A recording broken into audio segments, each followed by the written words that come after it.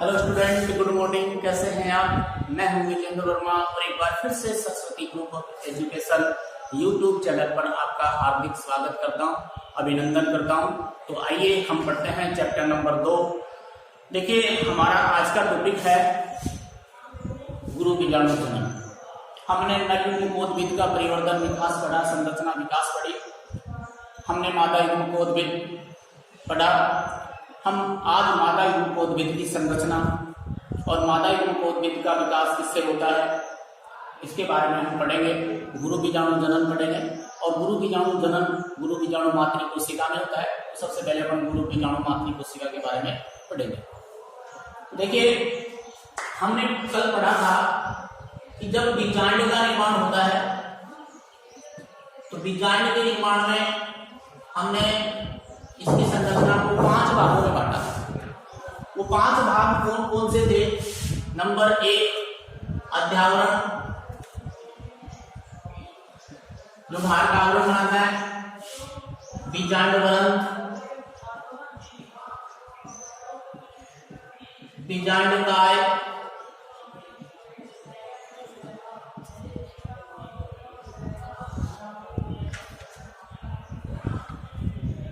बीजांड द्वार, भ्रूणकोश, ये हमने पढ़े। तो जब बीजांड का विकास हो रहा होता है उस दौरान बीजांडकाय की एक कोशिका, ये बीजांडकाय बीजांड का मुख्य भाग होता है जो जीवित मजबूतक कोशिकाओं का बना होता है। तो एक कोशिका आकार में बड़ी हो जाती है, जिसमें स्पष्ट केंद्रक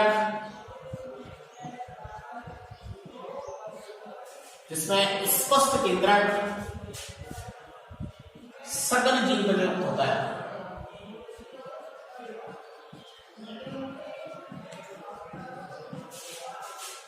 इस कोशिका को प्रसूतक कोशिका कहते हैं। और ये प्रसूतक कोशिका परिणत विभाजन, हमने 2 पढ़े थे, एक तो होता है अपनत और एक होता है परिणत। तो परिणत विभाजन करके 2 कोशिका बनाती है। प्रथम जो कोशिका बनती है वो कहलाती है प्राथमिक वित्तीय कोशिका, और दूसरी जो कोशिका बनती है वो है प्राथमिक बीजाणुजन कोशिका। प्राथमिक वित्तीय कोशिका चारों ओर भित्ति का निर्माण करती है, ये विभाजन करके ये बाहर की कोशिका होती है जो विभाजन करके भित्ति का निर्माण करती है। जबकि प्राथमिक बीजाणुजन जो कोशिका है वो परिवर्तित हो जाती है लघु बीजाणु गुरु बीजाणु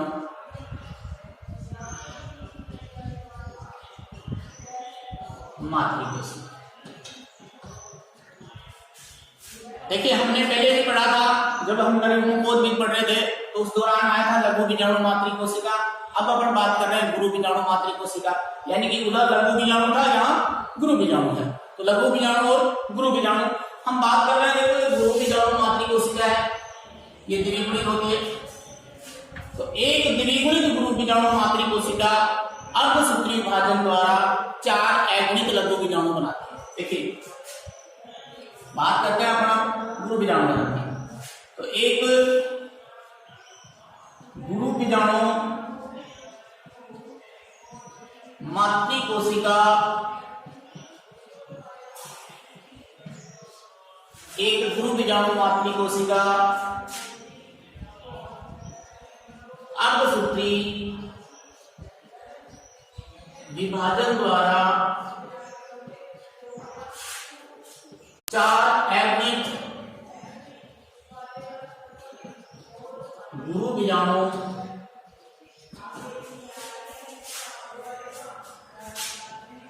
बनाती है। जो यानी कि 4 जो गुरु बीजाणु बनते हैं वो एक रेखिक क्रम में विन्यासित होते हैं। किसमें होते हैं? रेखिक क्रम में विन्यासित होते हैं।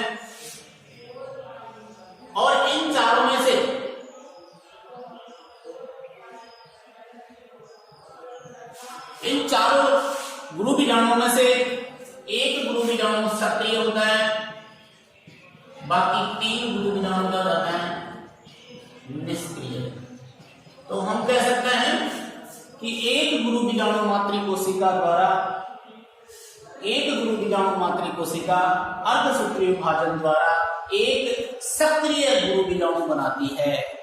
ठीक है, यानी कि 3 क्या जाता है निष्क्रिय, केवल एक सक्रिय गुरु बीजाणु ही बनता है, और ये सक्रिय गुरु बीजाणु है वो निष्क्रिय गुरु बीजाणु को पोषण के रूप में ले लेता है।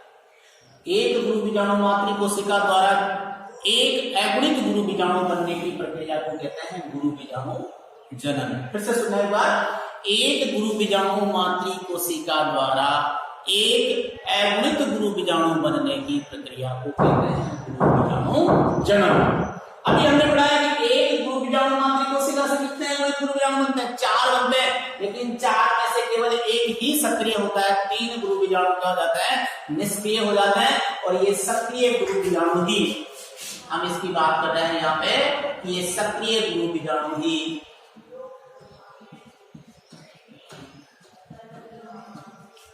मादा युग्मकोद्भिद या भ्रूणकोश का निर्माण करता है। यही मादा युग्मकोद्भिद की प्रथम कोशिका होती है, इसी से मादा युग्मकोद्भिद या भ्रूणकोश का विकास होता है। नेक्स्ट अपन बात करते हैं मादा युग्मकोद्भिद।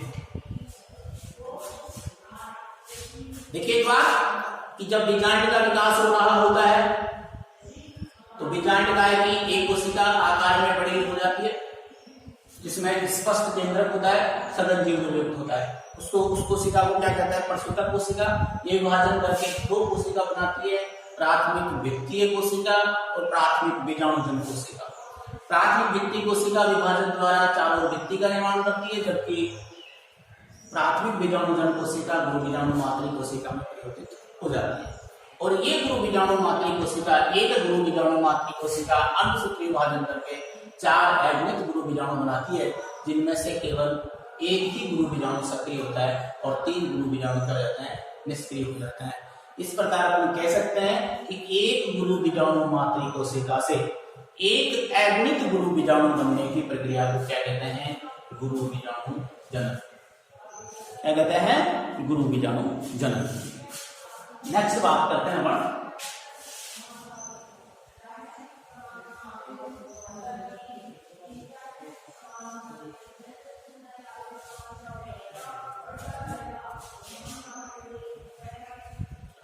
मादा युग्मकोद्भिद।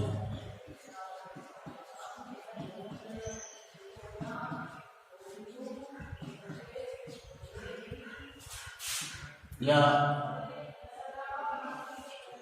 अपन कहें भ्रूणकोश।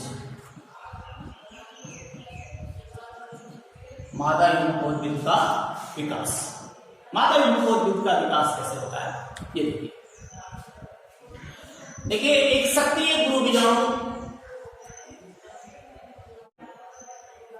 हमने अभी पढ़ा है कि एक गुरु बीजाणु मातृ कोशिका अर्धसूत्री विभाजन करके 4 अगुणित गुरु बीजाणु बनाती है, और ये चारों अगुणित गुरु बीजाणु एक रेखिक क्रम में विन्यासित होते हैं। इनमें से बीजांड द्वार की ओर वाले 3 गुरु बीजाणु निष्क्रिय हो जाते हैं और केवल एक वो सक्रिय गुरु बीजाणु। और ये सक्रिय गुरु बीजाणु ही विकसित होकर मादा युग्मकोद्भिद का विकास करता है। ये जो मादा युग्मकोद्भिद है, इस मादा युग्मकोद्भिद का विकास सक्रिय गुरु बीजाणु से होता है, इसलिए इसे कहते हैं मादा युग्मकोद्भिद की प्रथम कोशिका। सक्रिय गुरु बीजाणु को मादा युग्मकोद्भिद की क्या कहते हैं प्रथम कोशिका, क्योंकि इसी से इसी का विकास होता है, इसलिए इसको भ्रूणकोश मातृ कोशिका भी कह सकते हैं, मादा युग्मकोद्भिद मातृ कोशिका भी कह सकते हैं। इस सक्रिय गुरु बीजाणु को भ्रूणकोश मातृ कोशिका भी कहते हैं। अब इस सक्रिय गुरु बीजाणु से मादा युग्मकोद्भिद का विकास कैसे होता है, तो देखिए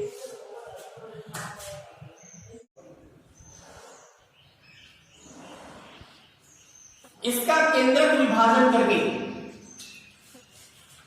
सक्रिय ध्रुव बीजाणु का जो केंद्रक है वो विभाजन करके दो केंद्रक बना लेता है और ये दोनों केंद्रक एक एक दोनों ध्रुवों पर चले जाते हैं, एक ऊपर की ओर और एक नीचे की ओर। इन दोनों केंद्रकों में फिर से एक बार सूत्री विभाजन होता है और फिर जब सूत्री विभाजन होता है तो ये केंद्रकों की संख्या कितनी हो जाती है, दो दो दो ऊपर की ओर और दो नीचे की ओर हो जाते हैं। ये जो दो केंद्रक बने इनमें फिर से एक बार सूत्री विभाजन होता है और फिर इसमें केंद्रकों की संख्या कितनी हो गई, 4 ऊपर की ओर और 4 नीचे की ओर, यानी कि दोनों ध्रुवों पर कितने हो जाता है, 4 केंद्रक बन जाता है। हम कह सकते हैं यहाँ पे देखो एक जो सक्रिय ध्रुव बीजाणु है, सक्रिय ध्रुव बीजाणु से एक इसका विकास हुआ है, मादा युग्मकोश बीज का विकास हुआ है। तो इस सक्रिय ध्रुव बीजाणु के केंद्रक में 3 सूत्री विभाजन होते हैं। प्रथम जो सूत्री विभाजन होता है केंद्रक में तो 2 केंद्रक बनते हैं जो एक एक विपरीत ध्रुवों पे चले जाते हैं। दूसरे विभाजन के दौरान इन दोनों केंद्रकों से 2 केंद्रक बन जाते हैं दोनों ध्रुवों पे और तीसरे विभाजन के दौरान क्या होता है, इन 2 केंद्रकों से कितने कितने केंद्रक बन जाते हैं, 4 केंद्रक बन जाते हैं। अब देखिए इनमें क्या होता है, अब क्या होता है, इन 4 केंद्रकों में से एक एक केंद्रक केंद्र की ओर बीच में इस भ्रूणकोश के यानी अपने कहें इसके बीच में आकर के एक कोशिका बना लेते हैं। इन केंद्रकों को कहते हैं ध्रुवीय केंद्रक।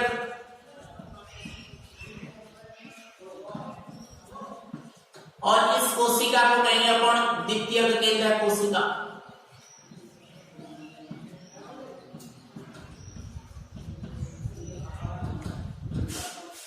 ऊपर वाली जो 3 कोशिकाएं हैं जो निभाग की ओर होती हैं वो अपने चारों ओर भित्ति का निर्माण कर लेती हैं और इन तीनों कोशिकाओं को कहते हैं प्रतिमुखी कोशिका। क्या कहते हैं को प्रतिमुखी कोशिका। और जो 3 कोशिकाएं बीजांड द्वार की ओर होती हैं उन तीनों को कहते हैं अंड समुच्चय। लेकिन बीच वाली जो कोशिका है वो आकार में बड़ी होती है, केंद्रक इसमें बड़ा होता है, जबकि 2 साइड में जो होती है इनको कहते हैं सहायक कोशिका और बीच वाली कोशिका को कहते हैं अंड कोशिका और इन तीनों को एक साथ कहते हैं अंड समुच्चय। इस प्रकार एक भ्रूणकोश में, अब इसको क्या कहेंगे अपन, भ्रूणकोश, इसको ही क्या कहेंगे, मादा युग्मकोश बीज। तो इस प्रकार एक मादा युग्मकोश बीज में 7 कोशिकाएं होती हैं और 8 केंद्रक होते हैं।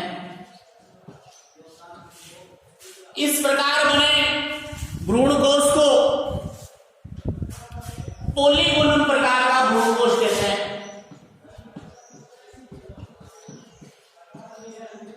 जिसमें 7 कोशिका और 8 केंद्रक होता है। एक बार फिर से देखिए, सक्रिय ध्रुव बीजाणु में 3 समसूत्री विभाजन होते हैं। प्रथम समसूत्री विभाजन जब होता है तो 2 केंद्रक बनते हैं और दोनों केंद्रक विपरीत ध्रुवों की ओर चले जाते हैं। उसके बाद में दूसरा समसूत्री विभाजन होता है तो 2 केंद्रक दोनों ध्रुवों पर 2 केंद्रक बनते हैं। तीसरा जब तृतीय समसूत्री विभाजन जब होता है तो दोनों ध्रुवों पर 4 केंद्रकों का निर्माण हो जाता है। इनमें से दोनों ध्रुवों से एक एक केंद्र की ओर आकर एक कोशिका का निर्माण कर लेते हैं जिसको कहते हैं द्वितीय केंद्रक कोशिका। और ये दोनों केंद्रक एक साथ संयुक्त हो जाता है जिसको कहते हैं ध्रुवीय केंद्रक। ये दोनों ध्रुवों से बीच में आते हैं इसलिए इनको कहते हैं ध्रुवीय केंद्रक। और ये चारों ओर अपने चारों ओर एक कोशिका बना लेते हैं, उसको कहते हैं द्वितीय केंद्रक कोशिका। एक कोशिका हो गई द्वितीय केंद्रक कोशिका जो द्विगुणित होती है। उसके बाद बात करते हैं निभाग की ओर 3 कोशिकाएं। निभाग की ओर जो 3 केंद्रक होते हैं वो अपने चारों ओर कोशिका द्रव्य एकत्रित करके और भित्ति का निर्माण कर लेते हैं। ये कहलाती है प्रतिमुखी कोशिकाएं, एंटीपोडल सेल कहलाती है। उसके बाद बात करते हैं बीजांड द्वार की ओर स्थित 3 कोशिकाएं, ये भी अपने चारों भित्ति का निर्माण कर लेती हैं। बीच वाली कोशिका आकार में बड़ी होती है, भीतर पूरा खुला होता है, बीच में होता है, तो इस कोशिका को कहते हैं अंड कोशिका, और साइड वाली दोनों कोशिकाओं को कहते हैं सहायक कोशिका। इस प्रकार तीनों कोशिकाओं को एक साथ अपन क्या कहेंगे, अंड समुच्चय, अंड उपकरण कहते हैं। ऊपर वाली ये 3 कोशिकाएं प्रतिमुखी कोशिकाएं एगुणित होती हैं, और नीचे वाली तीनों कोशिकाएं भी क्या होती हैं, एगुणित, और बीच वाली जो द्वितीय केंद्र कोशिका होती है वो द्विगुणित होती है। इस प्रकार बने भ्रूणकोश को क्या कहते हैं, पोलीगोनम प्रकार का भ्रूणकोश कहते हैं। देखो कई बार पूछा जाता है कि पोलीगोनम प्रकार के भ्रूणकोश को सचित्र समझाइए, तो ये पोलीगोनम प्रकार का भ्रूणकोश है।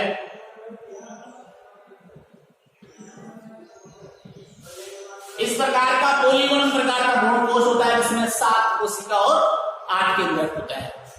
तो आज ये लेसन कंप्लीट, और इसके बाद में मैं कुछ आपको क्वेश्चन करवा देता हूं।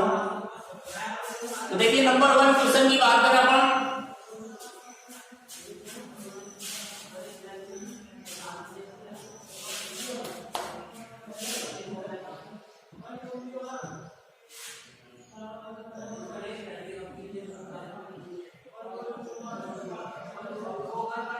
पच्चीस लघु बीजाणु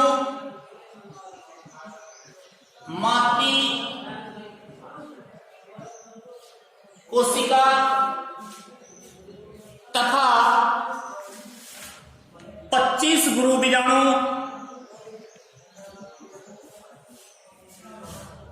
25 लघु बीजाणु मातृ कोशिका तथा 25 गुरु बीजाणु मातृ कोशिकाओं से 25 लघु बीजाणु मातृ कोशिका तथा 25 गुरु बीजाणु मातृ कोशिकाओं से बनने वाले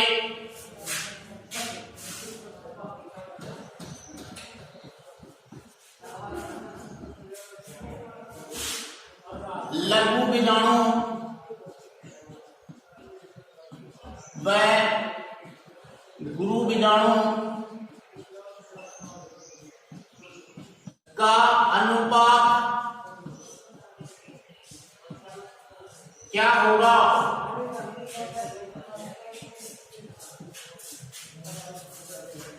देखिए अभी हमने पढ़ा था एक लघु बीजाणु मातृ कोशिका, यानी हमने में पढ़ा था कि एक लघु बीजाणु मातृ कोशिका अर्धसूत्री विभाजन करके कितने लघु बीजाणु बनाती है? 4। तो देखो 25 लघु बीजाणु मातृ कोशिका अर्धसूत्री विभाजन करके कितने लघु बीजाणु बनाएंगी? 100। कितने लघु बीजाणु बनाएंगी? 100 लघु बीजाणु बनाएंगे। इसी प्रकार बात अपन इधर कर रहे हैं 25 गुरु बीजाणु मातृ कोशिका। तो गुरु बीजाणु एक गुरु बीजाणु मातृ कोशिका अर्धसूत्री विभाजन द्वारा कितने गुरु बीजाणु बनाती है? तो एक गुरु बीजाणु मातृ कोशिका एक गुरु बीजाणु बनाती है। एक गुरु बीजाणु मातृ कोशिका 4 एगुणित गुरु बीजाणु बनाती है, लेकिन उनमें से केवल एक गुरु बीजाणु ही सक्रिय रहता है। तो इस प्रकार 25 गुरु बीजाणु मातृ कोशिकाओं से कितने गुरु बीजाणु बनेंगे? 25। तो अपन क्या हो गया? 4:1 होगा आंसर। इसकी जगह ये भी दिया जा सकता है 25 मातृ कोशिकाएं और 25 अंड मातृ कोशिकाओं से कितने शुक्राणु अंडाणु बनेंगे, इनका अनुपात भी पूछा जा सकता है। तो ये सेम ही है।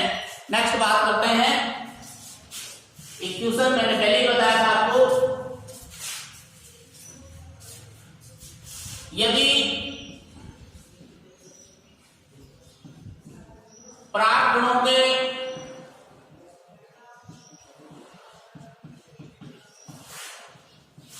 विकास से पूर्व एपिटम को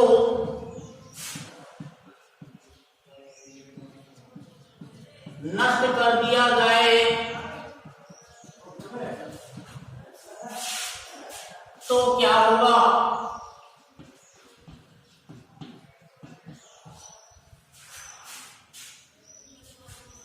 क्या होगा?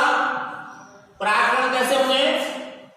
बंदे और रुद्ध प्रकृति वाले होंगे। आंसर होगा परागकण बंदे वह बुद्ध प्रकृति के होंगे। ठीक है, एक किसान, सुनना इसको, कि एक किसान अपने खेत में काम करने के बाद जब घर लौटता है तो उस दौरान उसको लगातार छींक और खुजली होने लगती है, तो इसका स्पष्ट कारण दीजिए। तो देखिए स्टूडेंट्स, इसका स्पष्ट कारण क्या होता है? इसका स्पष्ट कारण यह होता है, देखो खेत में काम करने के बाद लगातार छींक आती है, उसका कारण है पराग एलर्जी। पराग कणों के कारण भयंकर एलर्जी होती है। देखो पार्थेनियम है, पार्थेनियम,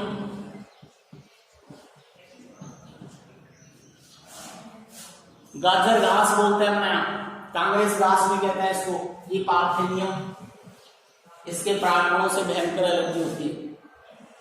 इसी प्रकार जवार के परागकणों से भी एलर्जी होती है, और चिनोपोडियम के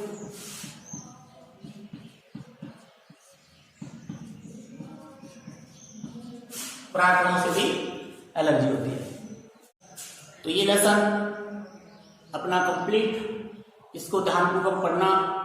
फिर भी अगर कोई थोड़ी समस्या होती है तो कमेंट्स बॉक्स में जरूर लिखें या फोन करके जरूर बताएं। देखो इसमें मैंने एक बार आपको जरूर ये बताया था। अब हम बात करते हैं कुछ समस्याओं की। देखो एक तो होता है परागकण, इसको कहते हैं लघु बीजाणु। ठीक है, परागकण का आवरण क्या कहलाता है? परागकोश। किसके अंदर होता है? परागकोश, या इसको कहते हैं परागपुट, या इसको कहते हैं लघु बीजाणु दानी। ठीक है, ऐसे ही अंड कोशिका में पढ़ेंगे हमने, उसको कहते हैं गुरु बीजाणु। गुरु बीजाणु किसमें होता है? गुरु बीजाणु धानी में। गुरु बीजाणु का निर्माण किससे होता है? गुरु बीजाणु मातृ कोशिका से। लघु बीजाणु का निर्माण किससे होता है? लघु बीजाणु मातृ कोशिका से। एक लघु बीजाणु मातृ कोशिका अर्धसूत्री विभाजन द्वारा कितने लघु बीजाणु बनाती है? 4 लघु बीजाणु बनाती है, जबकि एक गुरु बीजाणु मातृ कोशिका अर्धसूत्री विभाजन द्वारा एक लघु बीजाणु बनाती है। Thank you. ओके।